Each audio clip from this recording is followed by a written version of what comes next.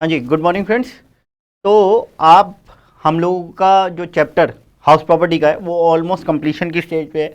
मेरा section 26 basically बचा हुआ है कोओनरशिप का, और उसके अलावा एक 27 डीम्ड ओनरशिप। सेक्शन 25 हल्का फुल्का सा है अनरियलाइज रेंट और अरियर्स ऑफ रेंट का, वो भी मैं आपको बता दूंगा।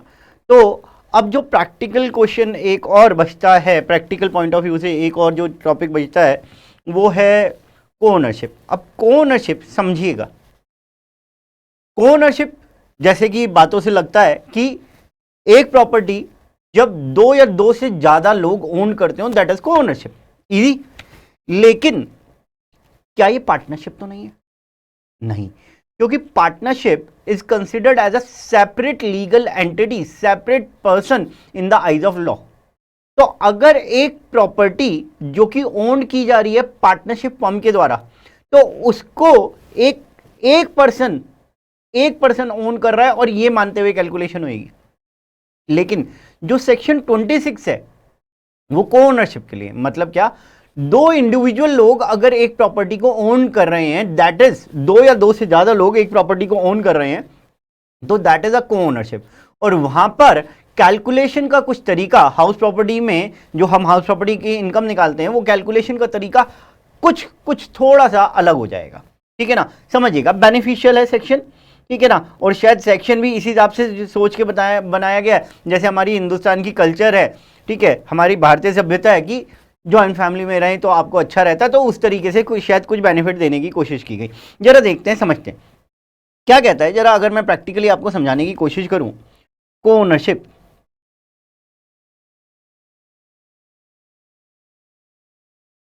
सेक्शन 26 है बेटे। ठीक है, तो को ओनरशिप में वो कहता है कि जो एक प्रॉपर्टी है आपकी, एक जो हाउस प्रॉपर्टी है आपकी, ठीक है, उसको पहले तो ये मान लो कि वो को ओनरशिप में है ही नहीं। ये मान के उसकी कैलकुलेशन कर लो, मतलब अगर वो लेट आउट है, अगर लेट आउट है तो उसकी कैलकुलेशन कर लो पूरी की पूरी, और जो आईएचपी आएगी वो डिवाइड कर दो जितने भी को ओनर्स हैं, और जिस भी रेशियो में दो को ओनर है, 50-50 का रेशियो है, 50-50 में डिवाइड कर दो। जो आईएचपीआई है 40-60 में है तो 40-60 में डिवाइड कर दो। तो जैसे भी चार ओनर हैं, जिस भी रेशियो में डिवाइड है वैसे कर दो। और अगर प्रॉपर्टी सेल्फ ऑक्यूपाइड है तो सर, तो बेटे सेल्फ ऑक्यूपाइड में तो इनकम वैसे ही नील आती है, इनकम नील आती है, तो वहां पे डिवाइड भी क्या करोगे। लेकिन अब यहां पे समझने वाला है को ओनरशिप के पॉइंट ऑफ व्यू से। बेटे जब हम लोगों की प्रॉपर्टी सेल्फ ऑक्यूपाइड हो जाती है, तो अगर आप चार कंडीशन सेटिस्फाई कर दोगे तो मैक्सिमम आपको डिडक्शन कितनी मिलती है, 2 लाख रुपीज। और चार में से भी अगर एक भी कंडीशन आपकी रह गई सेटिस्फाई करनी, तो आपको मैक्सिमम डिडक्शन कितनी मिलती है, 30,000 रुपीज। बस यहीं पे को ओनरशिप में फायदा है। क्या फायदा है सर? बेटे सपोज करो प्रॉपर्टी है सेल्फ ऑक्यूपाइड और आपने इंटरेस्ट ऑन बोरोड कैपिटल दिया 5 लाख रुपए, इंटरेस्ट ऑन बोरोड कैपिटल दिया 5 लाख रुपए। दो भाई हैं राम लक्ष्मण, राम लक्ष्मण, ठीक है, और राम लक्ष्मण ज्वाइंट फैमिली में इकट्ठे रहते हैं, अपनी अपनी फैमिली संभाल रहे हैं, ठीक है, लेकिन एक ही प्रॉपर्टी में रहते हैं और सेल्फ ऑक्यूपाइड है। और दोनों भाइयों ने मिलके लोन लिया, कितना, 5 लाख रुपए का, सॉरी, दोनों भाइयों ने मिलकर लोन लिया हुआ था, और जो इंटरेस्ट ऑन बोरोड कैपिटल पूरी प्रॉपर्टी पे गया वो बेटे 5 लाख रुपए गया। अब अगर सेल्फ ऑक्यूपाइड प्रॉपर्टी है और अगर एक बंदा ओन कर रहा होता, या तो राम जी ओन कर रहे होते तो भी मैक्सिमम डिडक्शन कितने की मिलती, 2 लाख की। अगर लक्ष्मण कर रहे होते तो भी 2 लाख की मिलती, तो 2 लाख से ज्यादा की नहीं मिल सकती थी। लेकिन अब यहां पे सेक्शन 26 में क्या बेनिफिट दिया गया है कि अगर प्रॉपर्टी सेल्फ ऑक्यूपाइड है तो each co-owner is eligible for a deduction of 2 lakh और 30,000 as applicable to him, 2 lakh और 30,000 एज एप्लीकेबल टू हिम। मतलब क्या, अगर ये प्रॉपर्टी चारों कंडीशन सेटिस्फाई कर रही है, क्या कौन कौन सी, 1499 या उसके बाद लोन लिया है, कंस्ट्रक्शन और परचेज के लिए लोन लिया है, जिस साल में लोन लिया है उसके एंड से 5 साल के अंदर अंदर प्रॉपर्टी बनके कंप्लीट हो गई है, कंस्ट्रक्शन कंप्लीट हो गई है, परचेज कंप्लीट हो गई है, कंस्ट्रक्शन कंप्लीट हो गई है, और लास्ट की बैंक से लोन लिया क्योंकि बैंक सर्टिफिकेट देना है। अगर ये चारों कंडीशन दोनों को ओनर सेटिस्फाई कर रहे हैं। Each co-owner is eligible for deduction of ₹2 lakh और 30,000। मतलब क्या, अगर मैं इस क्वेश्चन की बात करूं तो राम और लक्ष्मण दोनों भाई इकट्ठे रह रहे हैं, को ओनरशिप में प्रॉपर्टी ली हुई है, तो दोनों भाइयों ने मिलकर 5 लाख रुपए का इंटरेस्ट अमाउंट दिया, तो 2.5 लाख रुपए की डिडक्शन के लिए ये एलिजिबल है। मतलब 2.5 लाख का 5 लाख को अपोर्शन करेंगे तो 2.5 लाख रुपए राम जी को क्लेम करना चाहते हैं, और लक्ष्मण कितना क्लेम करना चाहते हैं, लक्ष्मण कितना क्लेम करना चाहते हैं, वो भी 2.5 लाख क्लेम करना चाहते हैं। लेकिन 4 कंडीशन सेटिस्फाई हो गई, फिर भी 2 लाख रुपए की तो डिडक्शन इन दोनों को मिल ही जाएगी ना। तो 2 लाख और 2 लाख कितने हो गए, 4 लाख। जबकि अगर ये इंडिविजुअल नाम में होती प्रॉपर्टी, राम जी के नाम में होती या लक्ष्मण के नाम में होती, तो केवल के डिडक्शन कितने की मिलती, 2 लाख की। तो that is the only benefit in को ओन्ड प्रॉपर्टी अंडर सेक्शन 26। मैं आपको नोट्स में से एक बार गो थ्रू करा देता हूं फटाफट, और उसके बाद इसके क्वेश्चन करते हैं मेरा चैप्टर कंप्लीशन स्टेज पे। ठीक है, ownership in this case, pen दे दो भाई मेरा पहले तो। ठीक है, in this case computation of rented house property is to be done in a normal manner as discuss in this chapter, treated house property as a single unit. ठीक है, then income of the house property is distributed among the co-owners according to their share, जैसे मैंने आपको बताया। अब ये point, when the property is self occupied, each co-owner is eligible, highlighter दो भाई, highlighter, each co-owner is eligible for a deduction of 2 lakh or 3 lakh as the case may be। समझ में आई बात। और उससे भी ज़्यादा इंपॉर्टेंट बात ये ध्यान में रखना, when the property is owned by the partnership firm, income from house property will be assessed in the hands of firm and not individually in the hands of partner, so it will not be considered as a co-owned property। जो partnership firm ने property own कर रखी है, that will not be considered as a co-owned property, और उसके ऊपर सिर्फ और सिर्फ पार्टनरशिप एक अकेली मालिक होते हुए नॉर्मल तरीके से कैलकुलेशन करेंगे। चलो क्वेश्चन कराता हूँ, आ जाओ। एग्जाम के क्वेश्चन करेंगे, बहुत अच्छे क्वेश्चन करेंगे, आहूजा सर की बुक से क्वेश्चन करेंगे। आहूजा सर देख रहे होंगे ना वीडियो, कहेंगे मैंने बुक बनाई, और गाली दे रहे होंगे मेरे को, सर मत थे, वैसे तो आप देखोगे नहीं, कम से कम इस बहाने देखोगे तो। चलो, सेक्शन 26 को ओनरशिप, आईपीसीसी नवंबर 2009 का क्वेश्चन है। आईपीसीसी बताया था ना क्या होता है। मिस्टर रमन इज अ को ओनर, ये मेरी ख्याल से अब आपके प्रैक्टिस मैनुअल में भी होना चाहिए। एक नीचे अरुण बिमल वाला क्वेश्चन दे रखा, वो भी प्रैक्टिस मैनुअल का है, तो देख लेना। मिस्टर रमन इज अ को owner of a house property with his brother. तो 2 लोग हैं, एक रमन हो गया, एक को ओनर। देखो आपको सब कुछ आता होता है, प्रोफेशनल एग्जाम में जो पेपर बनाने वाला है वो सबसे ज्यादा खिलवाड़ आपके दिमाग से करता है, उल्टे सीधे तरीके से क्वेश्चन को ड्राफ्ट करता है। तो रमन इज अ को owner of a house property with his brother, तो 2 लोग हो गए ना, रमन और उसका ब्रदर का नाम नहीं दिया हुआ। ठीक है, हमारे दिमाग में वो चल रहा होता है। अब क्या देता है आगे, कहता है कि municipal value of the property is 1,60,000, fair rent 1,50,000, standard rent 1,70,000, और रेंट रिसीव्ड दे रखा 15,000 रुपये पर मंथ। लै इसको मल्टीप्लाई करूंगा 12 से तो ये आ जाएगा 1,80,000 बेटे। तो एमवी और FR whichever is higher, तो 1,60,000, 1,60,000 restricted to standard rent that is 1,70,000। तो हम लोगों का 160 हो गया, 160 विल बी कंपेयर्ड विद 1,80,000, तो जीएवी आ गई मेरी 1,80,000। तो जीएवी मैं यहीं पे क्वेश्चन कर दूं, जीएवी आ गई मेरी 1,80,000। नहीं सर पूरा करके दिखाओ बेटे, अगले वाला क्वेश्चन आहूजा सर की बुक का है, वो वाला पूरा करके दिखाऊंगा। उसके बाद the loan of the house property is jointly taken and interest charge by the bank is 25,000। बेटे बैंक ने इंटरेस्ट चार्ज किया 25,000 रुपए, out of which 21,000 has been paid. बेटे देखो हम लोग ना, जो टीचर्स होते हैं क्लास में बकवास करते करते मर जाते हैं, लेकिन जब हमारे सामने क्वेश्चन आता है ना, स्टूडेंट के सामने क्वेश्चन आता है, अबे क्या बताया था याद नहीं आ रहा। 25,000 रुपए का इंटरेस्ट अमाउंट है इस साल का, लेकिन 21,000 पे हुआ। टीचर ने बताया था बेटे जो इंटरेस्ट होता है, इंटरेस्ट ऑन बोरोड कैपिटल होता है, वो ड्यू बेसिस पे अलाउड हो जाता है, वो एक्चुअली पेड बेसिस के हिसाब से नहीं देखा जाता, ड्यू बेसिस पे। तो 25,000 दिया, सॉरी 25,000 टोटल इंटरेस्ट था, 21,000 दिया, अलाउड कितना हो जाएगा 25,000, अलाउड कितना हो जाएगा 25,000। ठीक है, इंटरेस्ट ऑन अनपेड इंटरेस्ट 450। बेटे देखो इसने 4,000 रुपए का इंटरेस्ट नहीं दिया था, 4,000 रुपए का जो इंटरेस्ट नहीं दिया उसके ऊपर बैंक ने और इंटरेस्ट चार्ज किया, कितना, 450 रुपए। ये हमें अलाउड नहीं होता, ये हमें अलाउड नहीं होता, आपके नोट्स में भी लिखा हुआ है, क्योंकि it is in the nature of penal interest. ये एक तरह की पेनल्टी है, क्योंकि आपने टाइम पे पेमेंट नहीं की, तो टाइम पे पेमेंट ना करने की वजह से बैंक ने आपसे एक्स्ट्रा इंटरेस्ट चार्ज किया, वो आपको अलाउड नहीं होगा। इनकम टैक्स एक्ट में देना तो आपको पड़ेगा ही पड़ेगा। टू रीपे दिस लोन, ये जो 25,000 रुपए का या 25,000 रुपए तो इंटरेस्ट है, ये लोन देने के लिए, to repay this loan Raman and his brother have taken a fresh loan and interest charge on this loan is 5,000, और उसके ऊपर भी 5,000 रुपए का इंटरेस्ट दिया गया। मतलब इस लोन को पे करने के लिए हम लोगों ने एक और एडिशनल लोन लिया। तो मतलब जैसे एचडीएफसी का लोन पे करना था, मैंने एसबीआई से लोन ले लिया और एचडीएफसी को पेमेंट कर दी, तो एसबीआई का भी इंटरेस्ट अलाउड होगा। तो बेटे ये 5,000 रुपए का भी इंटरेस्ट मेरे को अलाउड हो जाएगा, क्योंकि ये इंटरेस्ट की एलिमेंट दे रखी है। उसके बाद कहता है municipal taxes 5100 have been paid, ये पेड बेसिस पे अलाउड होते हैं, तो पेड की इंफॉर्मेशन दे रखी है, have been paid by the tenant, लेकिन टेनेंट ने दिए हैं, टेनेंट ने दिए हैं, तो मेरे को अलाउड नहीं होंगे। 50% शेयर है रमन का, the Raman has 50% share in the property, compute the income from this property chargeable in the hands of Raman. Raman के लिए हम लोगों ने बनानी है, तो रमन के लिए बनानी है, लेकिन एक बार प्रॉपर्टी की इनकम तो पूरी निकालनी पड़ेगी। आ जाओ जी, मेरे नोट्स कहाँ गए, आ जाओ।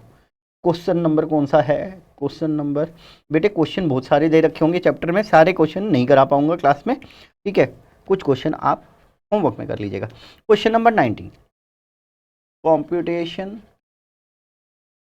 Of income under the head house property for mister Raman for assessment year 2022-23। बेटे कंप्यूटेशन आपको ढंग से बनानी है, उसी के आपको मार्क्स मिलेंगे, और आगे पीछे सारी चीज़ें ढंग से लिख देना, ठीक है। ये देखो आज मेरे को लाइन बनानी आ गई है, और एकदम सीधी बनेगी मेरी लाइन, यस, मज़ा आ गया ना। देखो मैंने कहा था ना यार, तुम मेरी बात ही नहीं मानते। मैं इधर भी लाइन बना के दिखाता हूँ तुम्हें, ये देखो ऐसे बनती है लाइन। ये देखो नलायक क्या कह रहा है, पता है क्या कह रहा है, वीडियो पे बोल दूं, कह रहा है सर को लाइन मारनी बड़ी अच्छी आती है। नलायक, बड़े गंदे बच्चे होते हैं आजकल। ग्रॉस एनुअल वैल्यू, अपने शिक्षक से, अपने गुरु से तुम ऐसे बात करते हो। चलो आओ जी, gross annual value, gross annual value आप लोग वर्किंग नोट डालेंगे, प्लीज़ ध्यान दीजिएगा, बी सीरियस। वर्किंग नोट डालेंगे, working note 1 MVFR whichever is higher restricted to standard rent, उसके बाद एक्चुअल रेंट से कंपेयर करना है, तो वो आप कर लेंगे अपने आप। मैं डायरेक्टली लिख रहा हूँ 1,80,000, माइनस करना है हम लोगों को अनरियलाइज रेंट, जो कि क्वेश्चन में कुछ नहीं दिया गया, माइनस करना है हम लोगों को म्युनिसिपल टैक्सेस, जो कि हमें 5100 दिए गए हैं, लेकिन आपके माइनस नहीं होंगे। क्यों नहीं माइनस होंगे, क्योंकि वो टेनेंट ने पे किया। बेटे देखो वो आपसे यही जानना चाहता है कि आपको लॉ की नॉलेज कितनी है, वरना सामने वाले की कंपटीशन टीप के आप भी 5100 का म्युनिसिपल टैक्सेस नहीं लिखोगे तो बात नहीं बनेगी। तो यहां पे आपको एक वर्किंग नोट देना पड़ेगा कि मैंने म्युनिसिपल टैक्सेस नील क्यों लिए, मैंने म्युनिसिपल टैक्सेस इसलिए नील लिए, नीचे वर्किंग नोट दोगे, it is paid by the tenant, hence it is not allowed to Raman and his brother. ठीक, ये आ गया, तो ये आ गई बेटे मेरे NAV, नेट एनुअल वैल्यू। मेरे को भी स्मॉल में लिखने की आदत हो गई है, नेट एनुअल, ठीक है, less deduction under section 24A 30% of NAV, जो कि मेरे हिसाब से 18,53,54,54,000 आएगा, और उसके बाद B interest on borrowed capital. बेटे यहाँ पे क्वेश्चन में इतनी चीज़ें आपको दिख नहीं रही होंगी, अगले क्वेश्चन में और मज़ा आएगा। 25,000 प्लस 5,000, तो ये हो गया टोटल 30,000 रुपये, ये 30,000 रुपये यहाँ पे माइनस हुआ, तो मेरी ये आ गई income under the head house property. निकालें, 1,80,000 माइनस 54,000 माइनस 30,000, ये आ रहा है 96,000, ठीक है ना, एंड 50% शेयर ऑफ रमन वो आपका आ जाएगा 48,000। ठीक है, तो आपका आंसर हो गया 48,000, मैंने निकाल दिया आंसर। चलें जी, ठीक है, ध्यान से सुनने की बात है छोटा सा टॉपिक लेकिन समझने की बात है। एक है अरियर्स ऑफ रेंट और एक है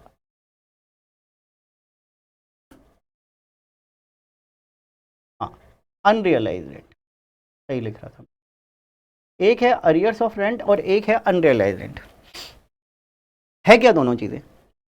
देखो, अनरियलाइज रेंट तो हम लोगों ने समझ रखा है। अनरियलाइज रेंट क्या होता है? जो रेंट मेरे को मिला नहीं, मतलब मेरा ड्यू हो गया, एक्रू हो गया, मेरी इनकम में ले लिया गया था, लेकिन मेरा लैंडलॉर्ड जो वो टेनेंट जो है पहले भाग गया और मेरे को वो मिल नहीं पाया। तो मेरे को जब इनकम लेनी है तो वो तो मैंने 12 महीने की ले ली थी या जितने भी महीने मेरी प्रॉपर्टी किराए पे चढ़ी रही, और बाद में अनरियलाइज रेंट मैंने माइनस कर दिया। ठीक है, अरियर्स ऑफ रेंट क्या होता है? अब बेटे पहली बात तो मेरी बात सुनो, जब हम एक्चुअल रेंट लेते हैं, बहुत ध्यान से सुनना मेरी बात, जब हम एक्चुअल रेंट लेते हैं तो एक्चुअल रेंट रिसीव्ड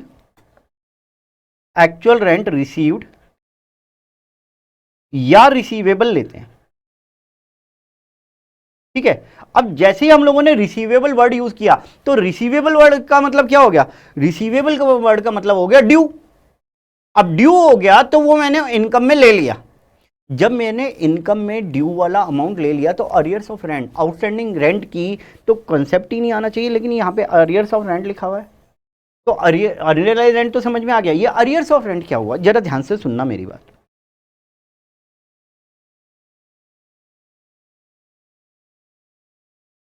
मेरे पास एक टेनेंट आया, कहने लगा सर घर किराए पे दे दो। मैंने कहा यार भाई 25,000 है रेंट। कहने लगा सर आप मेरे को 20,000 रुपये रेंट पे दे दो।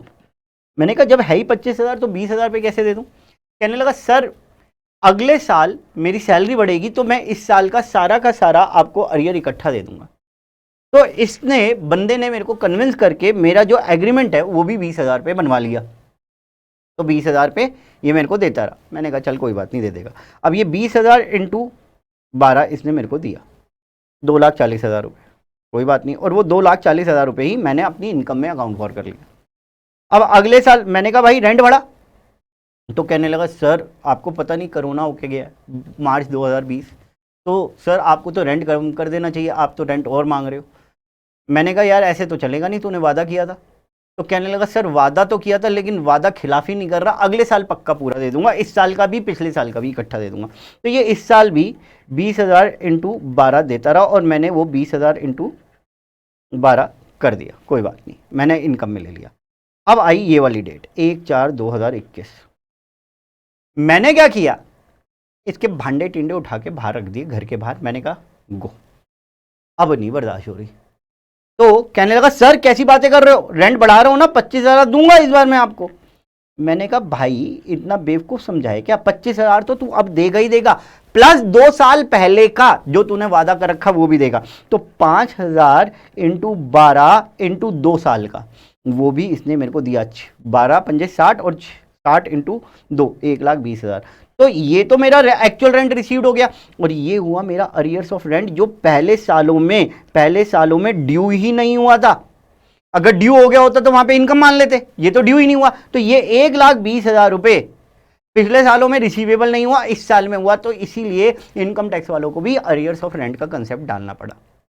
ठीक है, अब अरियर्स ऑफ रेंट जब भी आपको मिलेगा या अनरियलाइज्ड रेंट आपको जब भी मिलेगा, मतलब जिस प्रीवियस ईयर में ये आपको मिलेंगे, उस प्रीवियस ईयर में आपको रिसीव होंगे ये, उस प्रीवियस ईयर में आपको ये टैक्सेबल कराने होंगे, उस प्रीवियस ईयर में आपको टैक्सेबल कराएंगे। ठीक है ना, मतलब आपकी इनकम फ्रॉम हाउस प्रॉपर्टी मान लेंगे। सर अगर ये 19-20 वाला अरियर्स ऑफ रेंट मेरे को जिस साल में मिला उस साल में मेरे पास प्रॉपर्टी नहीं है, मैंने पहले ही बेच दी, फिर क्या करूं? बेटे प्रॉपर्टी बेच दी, लेकिन ये जो इनकम आई है ये किस वजह से आई है? क्योंकि कभी आपके पास प्रॉपर्टी थी, तो वो जो इनकम आई है वो आपकी इनकम फ्रॉम हाउस प्रॉपर्टी के हेड में ही टैक्सेबल होगी, चाहे उस टाइम पे प्रॉपर्टी ओन्ड है आपके पास या नहीं है, लेकिन ये arrears of rent house property में ही टैक्सेबल होगा। एक और बेनिफिट यहां पे दिया कि जितना भी अनरियलाइज रेंट आपका आ रहा है या अरियर्स ऑफ रेंट आपका आ रहा है, वो 30% of amount received, 30% of amount received will be allowed as deduction, वो हम आपको डिडक्शन दे देंगे। आइए प्रोविजन पढ़ते हैं। ध्यान दे, तो सेक्शन 25A क्या कहता है? The amount of arrears of rent, मेरा पेन दे भाई, the amount of arrears of rent received from a tenant और अनरियलाइज रेंट रियलाइज, ठीक है ना, डीम्ड टू बी, मैं सिर्फ हाईलाइटेड वर्ड पढ़ूंगा ना तो भी काम हो जाएगा मेरा, deemed to be the income of the financial year in which it is received shall be included in the total income whether assessee is the owner of the property or not in that financial year। आगे क्या लिखता है? a sum equal to 30% of the arrears of rent or unrealized rent realized मतलब received allowed as a deduction। खत्म। तो जब आपकी IHP पूरी निकल ले उसके बाद आपको अनरियलाइज रेंट ऐड करना या अरियर्स ऑफ रेंट ऐड करना और इनर कॉलम में ही आपको 30% माइनस कर देना। ठीक है, एक छोटा सा क्वेश्चन है इसके ऊपर भी जरा कर लो, दूसरे टीचर नहीं आए हैं अभी, ठीक है ना। Mister A sold a property in March 2021 March 21 में बेच दी, तो 22 में मेरे वाला साल में वो प्रॉपर्टी नहीं है। इन जून 21 ही recovered rent of ₹10,000 from mister Gaurav to whom he had let out his property for 2 years in April 2015-17। वो तेरी तो 15-16 और 16-17 का 10,000 रुपये का इसने रेंट रिसीव किया है।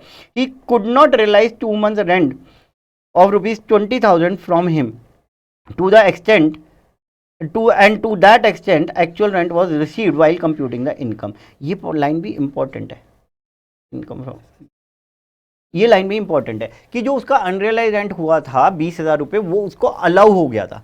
अगर अलाउ ही नहीं होता तो मैंने आपको पहले बताया था, एक क्वेश्चन में एफ पॉइंट था ना श्री गोयल वाले में, वहाँ पे मैंने आपको बताया था अलाउ ही नहीं होता तो मैं अभी भी क्यों इनकम दिखाता, तो वो तो मैं अपनी पॉकेट में रख लेता, टू द एक्सटेंट मेरे को अलाउ नहीं होता। तो यहाँ पे कह रहा है 20,000 रुपये का अनरियलाइज रेंट अलाउड हो गया था और अब 10,000 रुपये मिल गए हैं। ठीक है, आगे चलें। Further he had let out the property in April 2017 to Feb 2021, पिछले साल की बात है, to mister Satish. In April 19 he had increase rent from 12,000 to 15,000। April 2019 की कहानी समझा रहा है कि 12,000 से 15,000 हो गया था रेंट, ठीक है ना। And the same was subject matter of dispute, दोनों में डिस्प्यूट था, नहीं दिया होगा, ठीक है ना। इन सितंबर 21, अब मेरे वाले साल में, the matter was finally settled and mister A received 69,000 as arrears of rent for the April 2019 to Feb 2021। ओह बहुत अच्छी बात है। Would the recovery of unrealized rent and arrears of rent be taxable in the hands of Mr. A and if so in which year? तो पहली बात तो पैसा कितना कितना आया, एक तो 10,000 रुपये आया, ठीक है, और एक 70,000 रुपये आया। 70,000 आया नहीं, 69,000, ठीक है, 69,000। तो यहाँ पे 30% माइनस हो जाएगा 3,000 रुपये, तो 7,000 तो इसका टैक्सेबल हो जाएगा बेटे, और यहाँ पे 69,000 का 30% और माइनस हो जाएगा जो कि 20,700 बनता है बेटे, ठीक है, ये माइनस हो जाएगा और ये आएगा 48,300। तो टोटल जो टैक्सेबल होगा वो है 55,300 और यही हमारा आंसर आ रहा है। नमस्ते, ठीक है। मैं फिर कह रहा हूँ कि ये क्लास अभी मेरी डीम्ड ओनरशिप बाकी है, वो कराऊंगा, 1-2 क्वेश्चन और कराऊंगा, उसके बाद मेरा हाउस प्रॉपर्टी चैप्टर खत्म। धन्यवाद।